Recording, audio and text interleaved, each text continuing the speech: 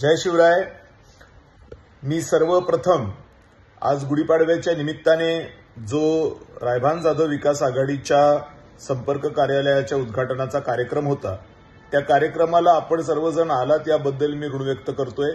आणि येणाऱ्या काळामध्ये जरी मी आमदार नसलो तरी सुद्धा तुमचं मतदान मला माहिती आहे की खूप झालंय, म्हणून निश्चित स्वरूपाने सेवा माझी मी कार्यरत ठेवणार आहे आणि कार्यरत मी ठेवलेली आहे।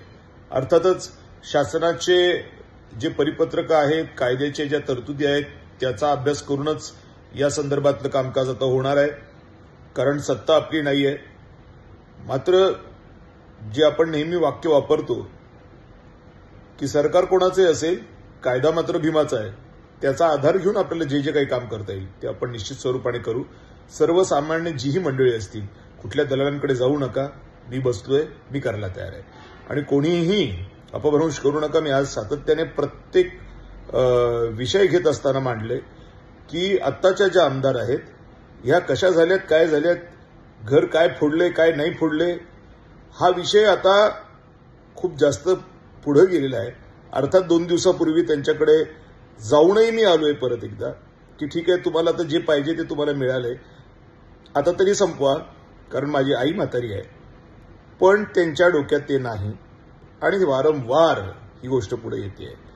त्यामुळे आमदारांचं आता काम दादा सांभाळतील अशा पद्धतीचा जो एक प्रचार आणि प्रसार चाललाय की दादा सांभाळतील, दादा काही आमदारांचा पीए नाहीये।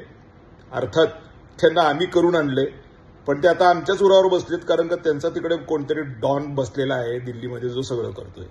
त्यांनीच माणसं पाठवायची, त्यांनीच गेम करायचे, पुन्हा त्यांनीच टांगावरती करायचा, पुन्हा आम्हालाच घर बांधून दिलं म्हणायचं, पुन्हा आम्हाला जेलमध्ये टाकायचं, पुन्हा आम्हाला काढायचंय।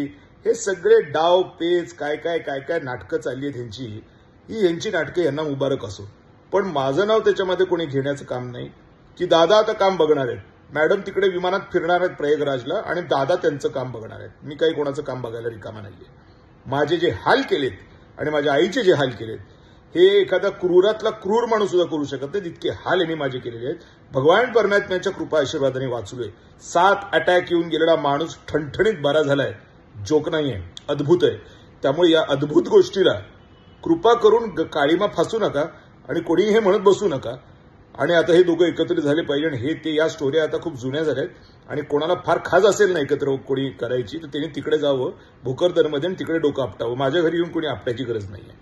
अर्थात जे होईल ते भगवंताच्याच निर्णयाने होईल, कारण जे होतं ते भगवंताच्याच निर्णयाने होत असतं। माझं एवढंच म्हणणं आहे की मी पूर्णपणाने तुमच्यासाठी कामाला लागलेलो आहे, या कामं करून घ्या। आणि मला जर अडचणीत कोणी पुन्हा येणं आणत असेल किंवा काही राजकारण होत असेल, काही डावपेच होत असतील, कारण गेम भरपूर चाललेत, या गेम्स कितीही यांनी टाकले तरी मागं जो फोटो दिसतोय माझ्या प्रभू श्रीरामाचा, हा राम माझं संरक्षण नक्कीच करेल। तुम्हीही माझं संरक्षण करा, एवढं मात्र जरूर सांगेन। पुन्हा एकदा आज गुढीपाडव्याला आपण जे कार्यक्रमाचं उद्घाटन केलं त्या कार्यक्रमाला तुम्ही सगळेजण आलात, आणि येणाऱ्या काळामध्ये सातत्याने मी जी सेवा देण्याच्या संदर्भातली भूमिका घेतोय, या भूमिकेला आपण प्रतिसाद द्याल आणि माझ्याकडनं आपण आपली कामं मोफत करून घ्याल, अशीच माझी अपेक्षा आहे। सेवा हेच माझं ध्येय आहे आणि मी ती प्रामाणिकपणे शेवटपर्यंत करत राहील। धन्यवाद।